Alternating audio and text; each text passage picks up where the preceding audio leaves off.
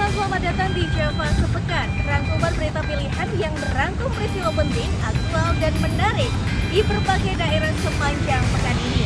Bersama saya Yulia Lamianti yang akan menemani Anda dalam beberapa menit ke depan. Inilah Java Sepekan, rangkuman informasi dalam satu pekan untuk Anda.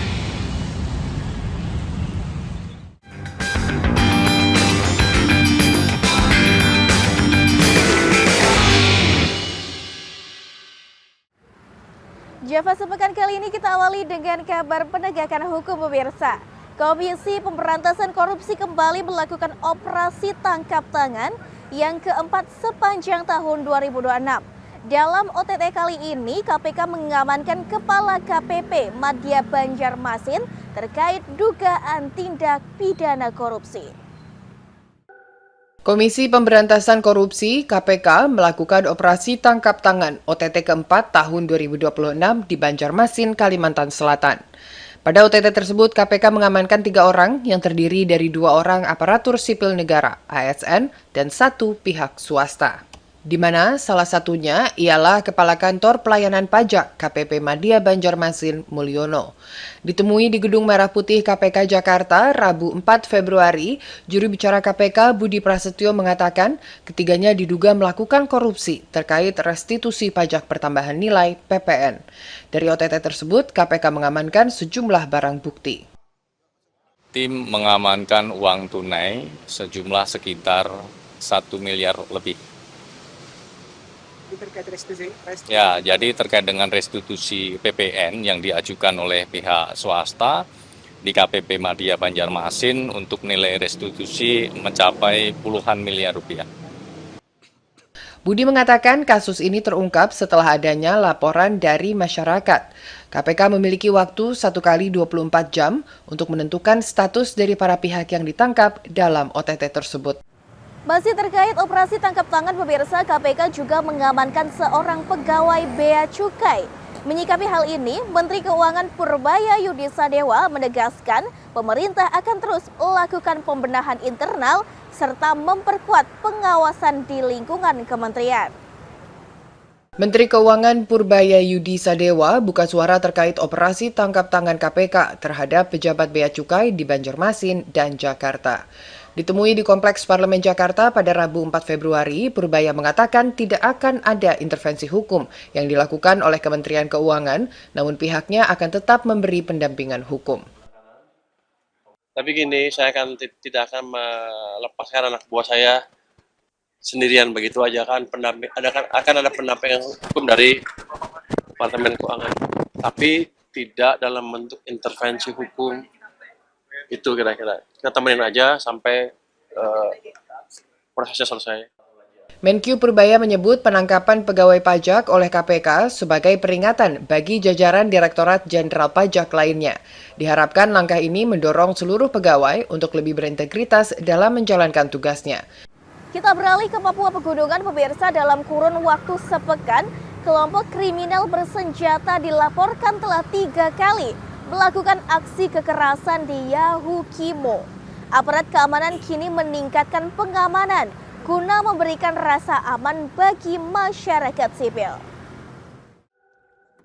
Aparat gabungan TNI Polri dalam Satgas Operasi Damai Kartens 2026 mengintensifkan upaya pengamanan untuk mengantisipasi aksi kelompok kriminal bersenjata atau KKB di Kabupaten Yahukimo, Papua Pegunungan.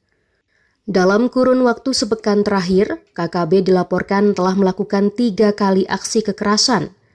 Aksi pertama adalah penembakan sopir truk di Jalan Poros Lopgon pada Jumat 30 Januari dan 1 Februari. Aksi ketiga terjadi pada 2 Februari, yakni dugaan pembunuhan warga sipil bernama Daniel Dati. Kasatgas Humas Damai Kartens 2026, Kombes Polisi Yusuf Sutejo di Jayapura, Selasa 3 Februari mengatakan, aparat akan terus menegakkan hukum terhadap pelaku yang mengganggu keamanan. Saat ini, personil Satgas Operasi Damai Kartens 2026 melakukan pendalaman, penyelidikan, dan pengumpulan keterangan saksi untuk mengungkap pelaku serta motif kejadian. Aparat keamanan juga meningkatkan pengamanan di sekitar fasilitas pendidikan dan area rawan guna mencegah gangguan lanjutan serta menjaga rasa aman di masyarakat. Saat ini Satgas Damai Kartens bersama aparat TNI masih mengejar pelaku dan mendalami jaringan KKB yang terlibat dalam rangkaian aksi kekerasan tersebut. Ya pemirsa, informasi menarik lainnya masih akan kami sajikan untuk Anda usai jeda berikut ini. Tetap bersama kami di Java Sepekan.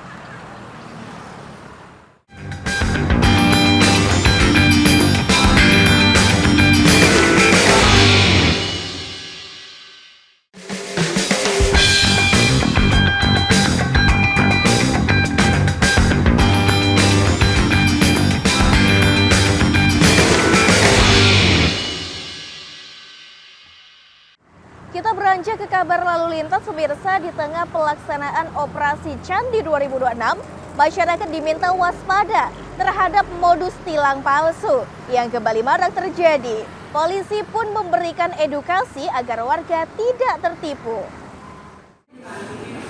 Polda Jawa Tengah menggelar operasi keselamatan Candi 2026 yang bertujuan meningkatkan disiplin masyarakat dalam berlalu lintas. Operasi digelar selama 14 hari ke depan, terhitung mulai dari tanggal 2 hingga 15 Februari 2026. Selama masa operasi tersebut, Ditlantas Polda Jateng mengimbau kepada masyarakat agar waspada terhadap penipuan dengan modus pengiriman surat tilang elektronik yang dikirim oleh oknum penipu melalui WhatsApp. Pertama, tidak ada pakai WA. Ya, semua surat itu dikirimkan dengan cara fisik, ya, dan tidak ada juga sarana menghubungi baik itu pakai alat komunikasi yang lainnya kecuali daripada sarana surat yang diberikan oleh petugas langsung kepada pelanggar. Nah, kemudian untuk alamat untuk menyelesaikan pun cuma satu di Subdit Gakum Direktorat Lalu Lintas Polda Jawa Tengah. Kasat Lantas Polrestabes Semarang, AKBP Yunaldi juga menegaskan, selama masa operasi, petugas akan memaksimalkan penindakan berbasis tilang elektronik dengan kamera pemantau yang dipasang di sejumlah titik strategis maupun di kendaraan petugas Polantas. Tilang secara manual akan dilakukan dalam kondisi tertentu seperti penindakan dalam balap liar. Jadi kita mengutamakan etle, ya, etle presisi. Ya, kita utamakan etle presisi. Namun dengan sasaran-sasaran tertentu, ya, seperti balap liar, membahayakan keselamatan orang lain, ya kita laksanakan. Ya, karena itu menjadi skala prioritas, ya. Apa yang menjadi porsinya kecil, ya. Penilangan itu porsinya kecil. Jadi, tapi tetap bisa kita laksanakan. Dalam operasi keselamatan Candi 2026, Polda Jateng mengerahkan sebanyak 3.592 personel yang terdiri dari 279 personel Satgas Polda dan 3.313 personel dari satuan wilayah jajaran di seluruh Jawa Tengah. Masih dalam operasi Candi 2026, polisi juga menindak penggunaan knalpot brong serta memeriksa kelayakan angkutan umum demi keselamatan dan kenyamanan pengguna jalan. Polres Temanggung, Jawa Tengah menggelar operasi keselamatan Candi 2026 selama 14 hari mulai 2 hingga 15 Februari 2026.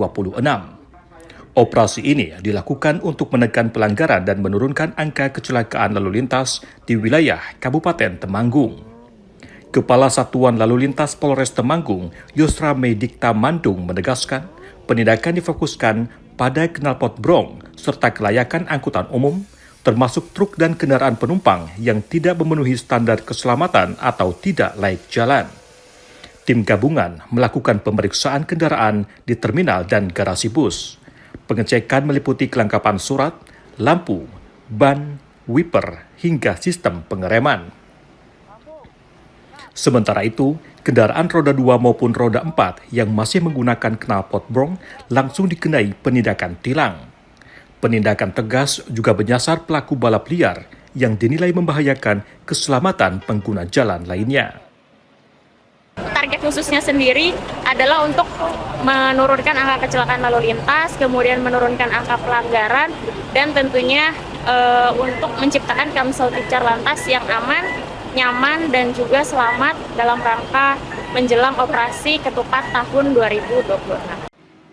Operasi Keselamatan Candi 2026 melibatkan 250 personel gabungan dari Polres Temanggung, Dinas Perhubungan, TNI, dan Satpol PP. Dalam pelaksanaannya, petugas mengedepankan pendekatan persuasif, humanis, dan edukatif. Namun penindakan tetap dilakukan terhadap kendaraan tanpa kelengkapan surat dan yang tidak memenuhi standar keselamatan. Ya pemirsa, kita bergeser ke Bandara Soekarno-Hatta. Polres Bandara berhasil menggagalkan upaya penyelundupan benih lobster dengan nilai mencapai 4,2 miliar rupiah. Pengungkapan ini menjadi bagian dari upaya melindungi sumber daya kelautan nasional. Petugas dari Polres Bandara Internasional Soekarno-Hatta menggagalkan upaya penyelundupan benih lobster atau BBL dengan jumlah 85.750 ekor dari jenis lobster pasir dan mutiara. Benih lobster tersebut rencananya akan diselundupkan ke luar negeri dengan potensi kerugian negara mencapai 4,2 miliar rupiah. Polisi juga mengamankan 3 pelaku yakni DRS, HS, dan H, serta 1 pelaku lainnya berinisial T yang masih dalam pengerjaan petugas karena perannya sebagai koordinator. Kapolresta Bandara Internasional Soekarno-Hatta, Komisaris Besar Polisi Wisnu Wardana melalui keterangan persnya Selasa 3 Februari menyebutkan dari hasil penyelidikan terungkap bahwa benih lobster tersebut berasal dari wilayah Bali dan Lombok yang akan diselundupkan ke Singapura.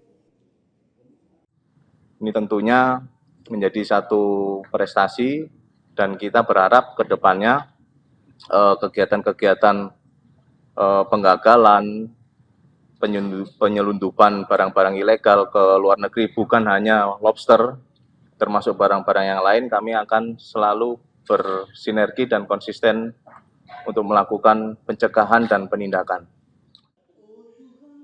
Para pelaku terancam pasal 92 Yungto pasal 26 ayat 1 Undang-Undang Republik Indonesia nomor 6 tahun 2023 tentang penetapan peraturan pemerintah pengganti Undang-Undang nomor 2 tahun 2022 tentang hak cipta kerja dengan ancaman pidana penjara selama 8 tahun dan denda 1,5 miliar rupiah. Sementara itu dari Kepulauan Riau, pemirsa, Direktorat Jenderal Bea dan Cukai Khusus Kepri kembali menggagalkan penyelundupan benih lobster yang diduga akan dikirim ke Malaysia.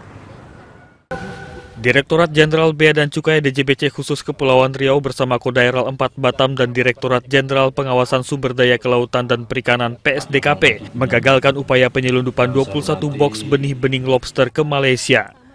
Kepala Kantor Wilayah DJBC khusus Kepri Sodikin dalam konferensi pers Rabu 4 Februari menjelaskan 21 box tersebut berisi 104.082 ekor benih-benih lobster senilai 11,04 miliar rupiah.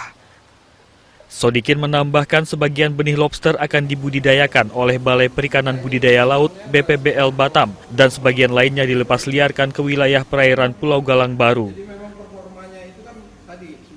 Berhasil menggagalkan upaya penyelundupan sebanyak 21 box dengan jumlah benih lobster sebanyak 104.082 ekor. Nilai yang kita hitung sebesar 11,04 miliar. Dalam kesempatan itu, Wakil Komandan Kodaeral 4 Batam Laksamana Pertama TNI Ketut Budiantara menyatakan bahwa Kepri didominasi oleh perairan. Untuk itu pihaknya terus berkomitmen untuk menegakkan hukum di wilayah laut bersama dengan pemangku kepentingan terkait. Bagaimana kita ketahui bersama bahwa wilayah perairan Kepri ini adalah wilayah perairan yang 96% adalah merupakan air laut atau laut. Kemudian 4% adalah merupakan wilayah darat. Jadi sinergitas kemudian kerjasama antara aparat penegak hukum di laut ini penting. Adapun berat 1 ekor benih-benih lobster diperkirakan 0,1 sampai 0,3 gram, sehingga keseluruhan benih itu memiliki total berat sekitar 10 kilogram. informasi menarik lainnya masih akan kami sajikan untuk Anda usai jeda berikut ini. Tetap bersama kami di Java Sepekan.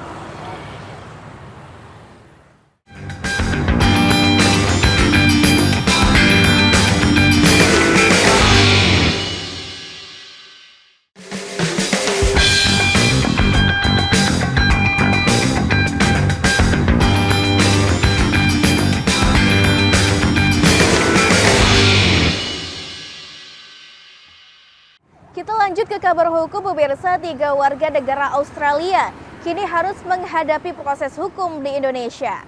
Mereka dituntut hukum belasan tahun penjara sesuai dengan perkara yang menjeratnya.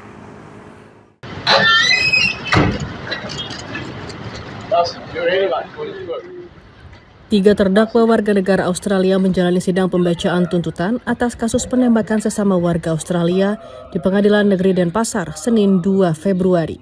Pada sidang pertama, jaksa penuntut umum membacakan tuntutan terhadap 2 terdakwa, yakni Melfut Koskun dan Payai Midlemore Tupou, yakni pidana 18 tahun penjara karena secara sah dan meyakinkan melakukan tindak pidana pembunuhan berencana yang mengakibatkan satu korban Zivan Ratmanovic meninggal dunia dan saksi korban Sanar Ganim mengalami luka-luka. Menyatakan terdakwa 1 Melfut Koskun dan terdakwa 2 Payai Midlemore Tupou terbukti secara sah dan meyakinkan menurut hukum bersalah melakukan tindak pidana pembunuhan berencana sebagaimana diatur dan diancam pidana melanggar ke-1 primer dan ke-2 primer dan ke-3 sebagaimana yang tercantum dalam dakwaan kumulatif jaksa penuntut umum. 2. Menjatuhkan pidana terhadap diri terdakwa 1 Melfut Koskun dan terdakwa 2 Payai Midlemore Tupou dengan pidana penjara masing-masing selama 18 tahun penjara. Sementara pada sidang kedua, jaksa menuntut terdakwa Darcy Francesco Jensen dengan pidana 17 tahun penjara. Tuntutan tersebut lebih ringan karena perannya bukan sebagai eksekutor, melainkan membantu kedua rekannya menyusun rencana aksi pembunuhan. Pria berusia 27 tahun itu menyiapkan senjata api dan amunisinya, dan sejumlah bahan berbahaya lainnya seperti gas air mata hingga peluru karet kepada kedua rekannya. Sidang dilanjutkan pada pekan depan dengan agenda pembacaan pledoi atau nota pembelaan dari masing-masing terdakwa. Pemirsa, kasus lain yang menyita perhatian publik terjadi di Blora. Seorang pelaku penganiayaan hewan kini terancam hukuman 1 tahun 6 bulan penjara.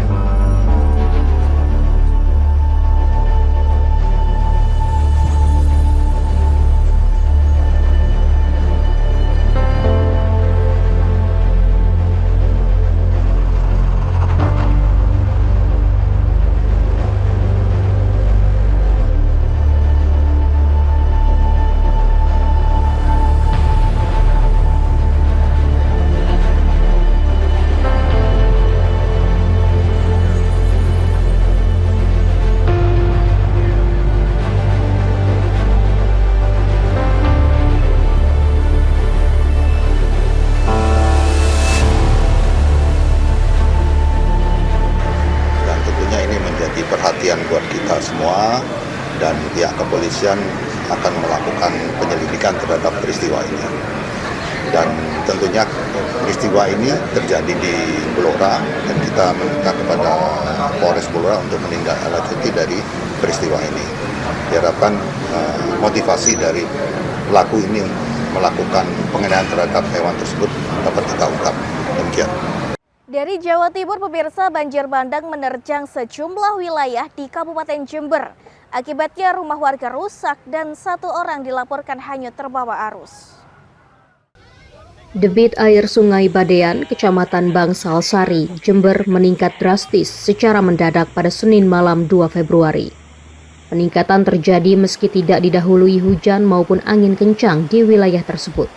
4 rumah warga mengalami kerusakan di bagian belakang akibat tergerus arus banjir dan seorang warga bernama Abdul Wahid dilaporkan hanyut setelah bagian belakang rumahnya ambruk. Tim SAR gabungan dari BPBD, Basarnas, Kodim 0824, Polres Jember, dan relawan pun segera melakukan pencarian warga yang hanyut di sepanjang aliran sungai, serta pembersihan rumah-rumah warga yang terendam lumpur. Hari ini kita fokus kepada satu pencarian daripada Pak Abdul Wahid ini ya. Tim SAR bersama dengan tim BPBD dan para relawan saat ini pada posisi mencari Pak Abdul Wahid ini, apakah masih hidup ataukah sudah jadi jasad, sama-sama kita tunggu hasil pencarian, moga-moga cepat ketemu. Sedangkan tim dari kami dari BPBD juga melakukan upaya pembersihan bersama warga jalanan termasuk rumah-rumah kita semprot. BPBD mengimbau warga yang tinggal di kawasan rawan bencana untuk meningkatkan kewaspadaannya, mengingat cuaca buruk masih berpotensi melanda kawasan Kabupaten Jember, khususnya kawasan lereng sekatan Pegunungan Argopuro. Pemirsa, informasi menarik lainnya masih akan kami sajikan untuk Anda usai jeda berikut ini. Tetap bersama kami di Java Sepekan.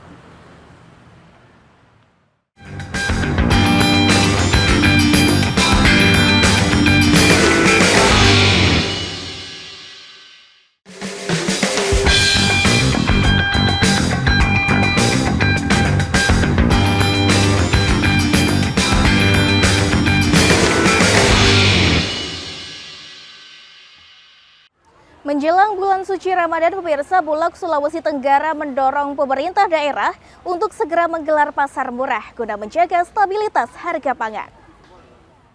Jelang bulan suci Ramadan dan Idul Fitri 1447 Hijriah, Perusahaan Umum Badan Urusan Logistik Kantor Wilayah Sulawesi Tenggara, Perum Bulog Kanwil Sultra, mengajak berbagai pihak kementerian dan lembaga maupun pemerintah daerah untuk menggelar gerakan pangan murah GPM atau pasar murah.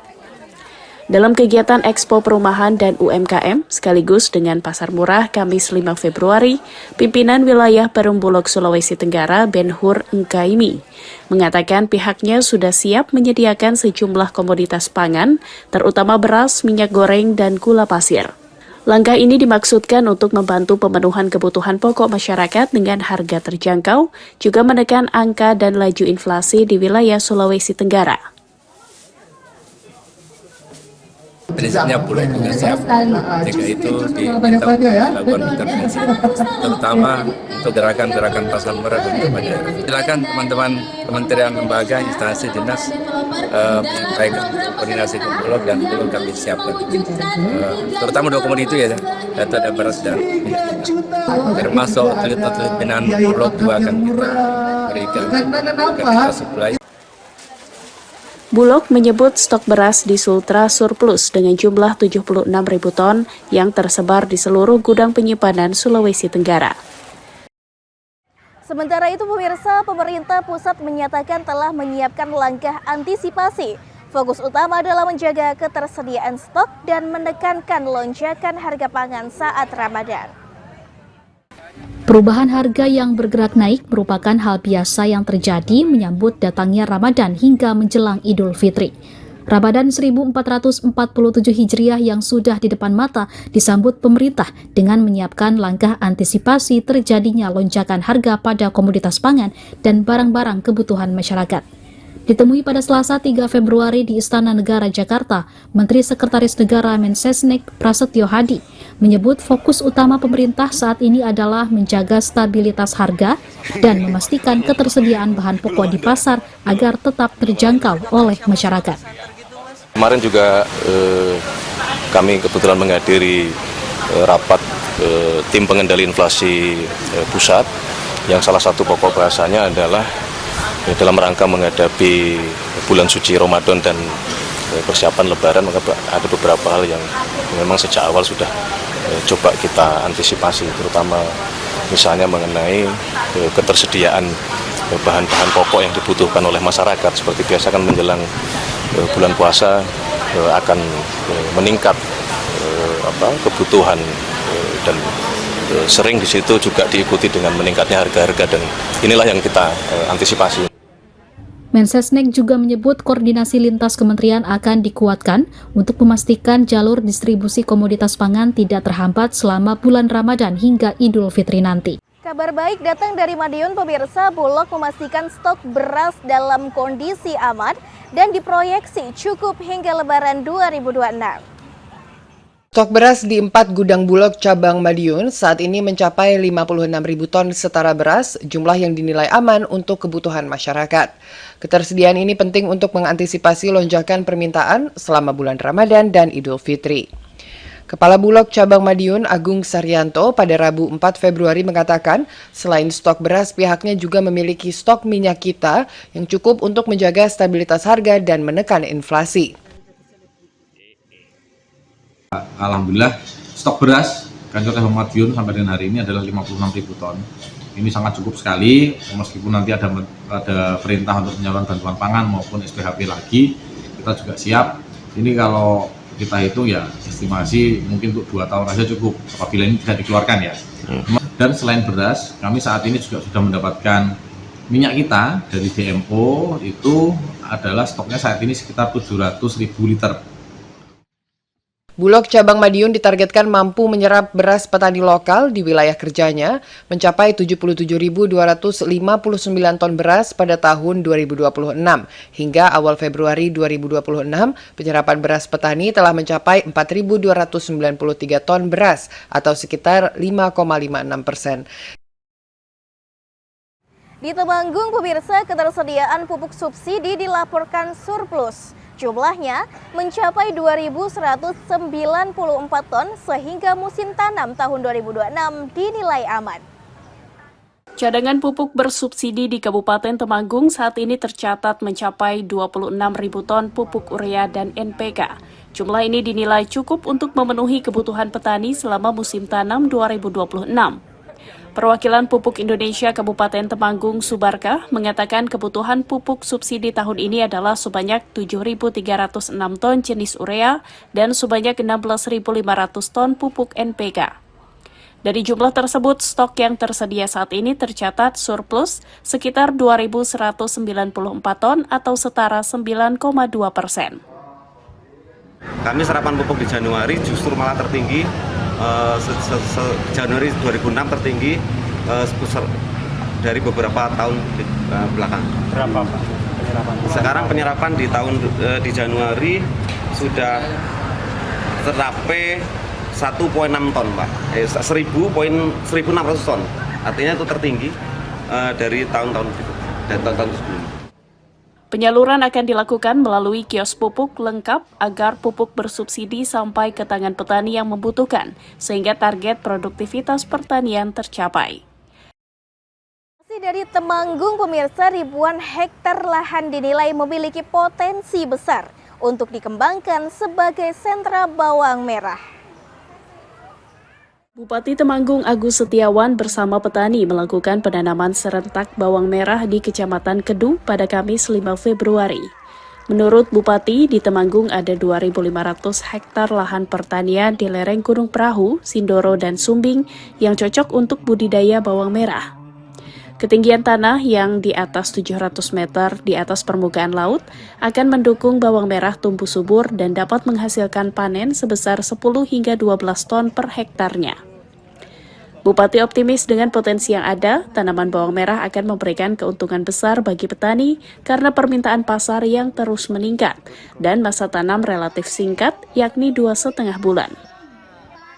Hasil yang diperoleh petani, hasil panennya bisa kualitasnya bisa baik dan kuantitasnya pastinya bisa melebihi kuantitas normal seperti biasanya mereka alami. Karena itu salah satu upaya kita, karena kita belum bisa menjadi penentu harga pasar, maka usaha ikhtiar kita Pemkab bersama petani tentunya ini bagaimana caranya kita meningkatkan kualitas dan kuantitas bahan baku. Sehingga ketika menghadapi fluktuasi harga, ketika kualitasnya baik dan kuantitasnya memang sudah mumpuni di atas rata-rata, pastinya ini tidak akan menjadi kekhawatiran bagi para petani di Kabupaten Temanggung. Saat ini harga bawang merah di tingkat petani ada di kisaran Rp25.000 per kilogram dan Rp30.000 untuk kualitas super. Pemirsa, kita akhiri segmen ini dengan kisah inovatif. Petani milenial memanfaatkan lingkungan perumahan untuk mengembangkan melon hidroponik dengan hasil yang menjanjikan. Budidaya melon sistem hidroponik kini semakin diminati petani muda. Metode ini dianggap praktis dan dapat menghasilkan buah berkualitas, bahkan bisa dilakukan di mana saja, salah satunya kawasan perumahan. Di kawasan perumahan Sawo Jajar, Kota Malang, 2 petani milenial memanfaatkan lahan kosong untuk menanam ratusan melon dengan sistem hidroponik. Varietas Golden Kiranti dipilih karena rasanya lebih manis, permintaan pasar yang tinggi, dan masa tanam lebih cepat dibanding varietas lain. Menurut Dwi Vindi, salah satu petani melon, dari sekitar 500 tanaman melon yang ada, diperkirakan mampu menghasilkan hingga 7 kuintal per masa tanam dengan harga jual Rp23.000 per kilogram, jauh lebih tinggi dari melon biasa. Kalau menurut saya sangat menjanjikan. Kenapa itu? Karena dilihat dari harganya juga sih mas, melon itu harganya stabil. Kalau dari yang saya tahu, dari harga pasar itu stabil.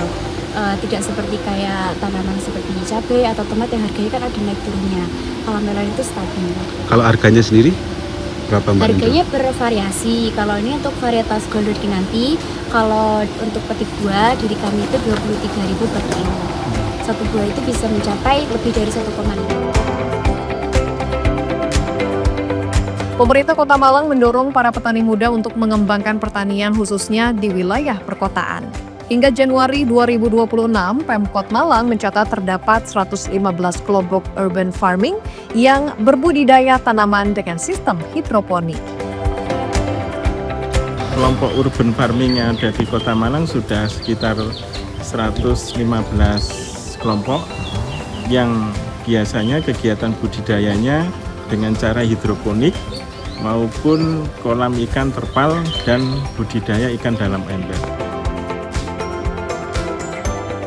Dengan harga stabil dan potensi panen menjanjikan, budidaya melon hidroponik diyakini bisa menjadi peluang baru yang menarik bagi petani muda di Kota Malang, sekaligus mendorong pertanian perkotaan yang lebih modern dan produktif. Ya pemirsa, informasi menarik lainnya masih akan kami sajikan untuk Anda usai jeda berikut ini. Tetap bersama kami di Java Sepekan.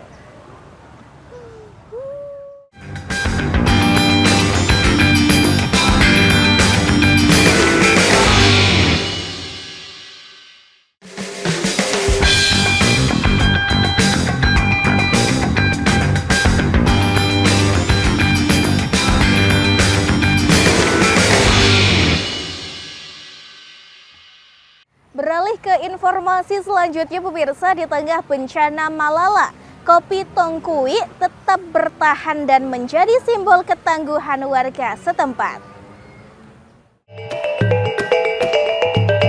Lama bana.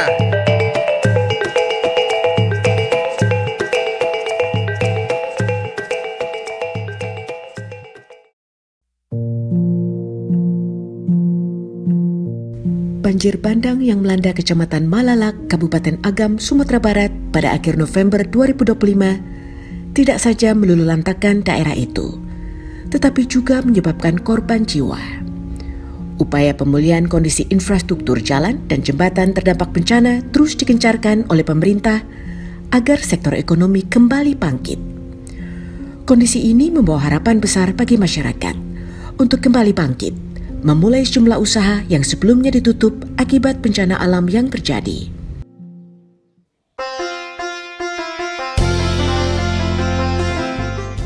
Momentum inilah yang dilihat Syafniwar, seorang ibu 2 anak yang memberanikan diri untuk mulai berjualan kendati trauma pasca bencana masih menyelimuti dirinya.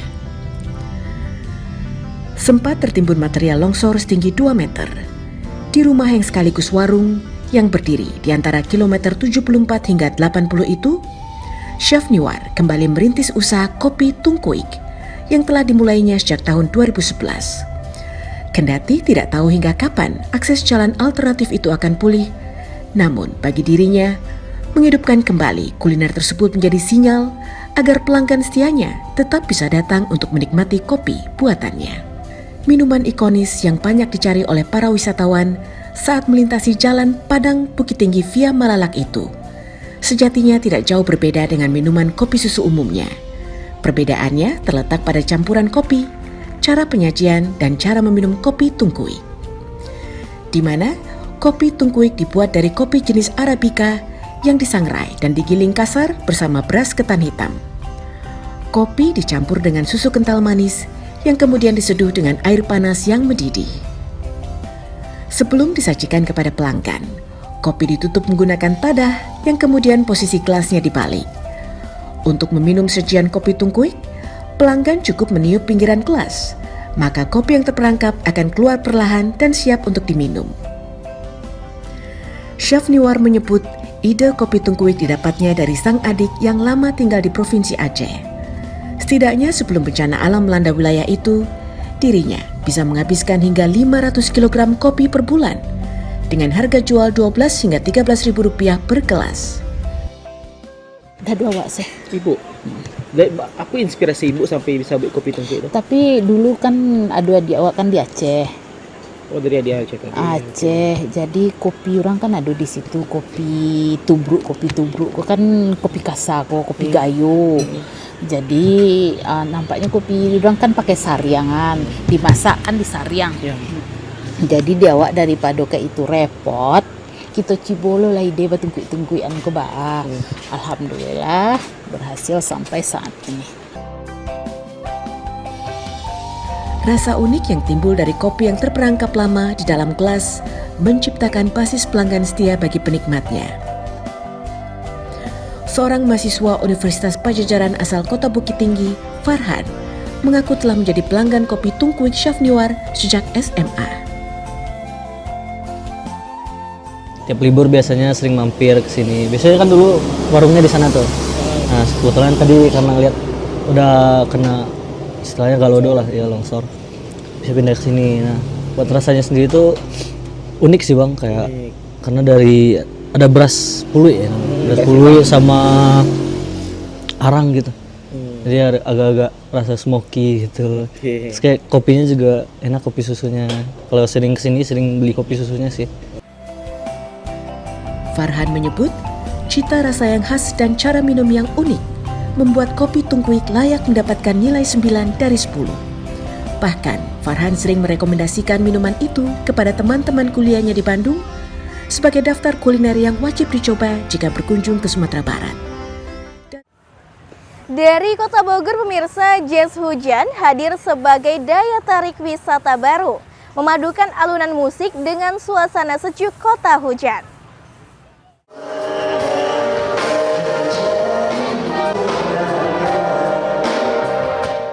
Event musik Jas Hujan yang digelar perdana di Kota Bogor menjadi daya tarik baru bagi pariwisata daerah.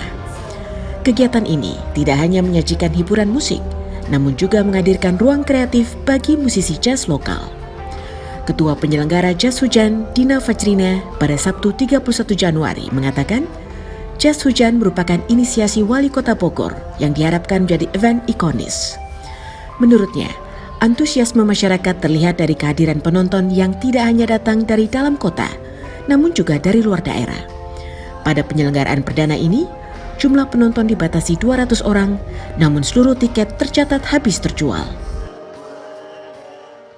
Inisiasi dari Bapak Wali Kota Bogor dan istri, ya, Bapak Dedi Rahim dan Ibu Yanti Rahim, berharap event ini akan menjadi wadah bagi seluruh musisi jazz Kota Bogor dan untuk meningkatkan ekonomi kreatif di Kota Bogor.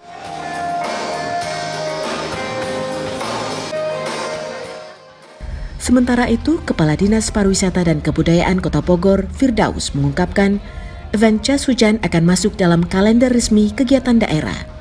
Menurutnya, penyelenggaraan event berkualitas menjadi salah satu strategi untuk meningkatkan kunjungan wisatawan dan pendapatan asli daerah. Pemerintah Kota Bogor menargetkan jumlah kunjungan wisatawan terus meningkat dengan 12 juta kunjungan pada 2026. Melalui event unggulan seperti Jas Hujan, Kota Bogor diharapkan semakin menguat sebagai kota kreatif dan destinasi wisata berbasis seni dan budaya. Wisatawan yang datang dari berbagai daerah, hunian juga di hotel-hotel juga akan penuh dan juga akan meningkatkan PAD karena kita berharap bahwa semakin banyak event di Kota Bogor maka wisatawan pun akan semakin datang seperti itu. Alhamdulillah melampaui target dari 8 juta ternyata sekarang 9 juta dan di tahun 2026 harapan kami bisa sampai 12 juta. Diketahui, jas hujan digelar pertama kali di Kota Bogor pada Sabtu 31 Januari 2026. Event musik jazz ini menampilkan Agung Zulhendrio, Rafli Pradanto, Chandra Darusman hingga Indra Lesmana. Ya pemirsa, kita tutup Java sepekan dengan fenomena alam dari luar negeri. Suhu ekstrim membuat air terjun Niagara membeku dan menjadi pertunjukan alam yang memukau wisatawan. Wisatawan dari berbagai kawasan memadati tepian air terjun Niagara yang terletak di Ontario, Kanada pada Sabtu 31 Januari. Mereka menyaksikan fenomena alam langka saat sebagian air terjun Niagara membeku. Meskipun suhu udara sangat ekstrim, namun para pengunjung tetap antusias melihat transformasi jeram ikonik yang berubah menjadi kristal es. Fenomena ini semakin menarik perhatian karena salju menyelimuti banyak tempat di sekitar air terjun, mulai dari pepohonan hingga instalasi pembangkit listrik. Kehadiran bongkahan es yang mengapung di sungai, serta untayan butiran-butiran es yang menggantung di dinding tebing, menciptakan latar belakang dramatis yang sangat diminati para pecinta fotografi. Sejumlah pelancong mengaku sempat merasa ragu karena suhu di bawah titik beku yang menusuk tulang. Namun fenomena langka ini membuat mereka merasa puas karena keindahan visual air terjun Niagara seolah menjadi permata alam yang terbaik di Kanada.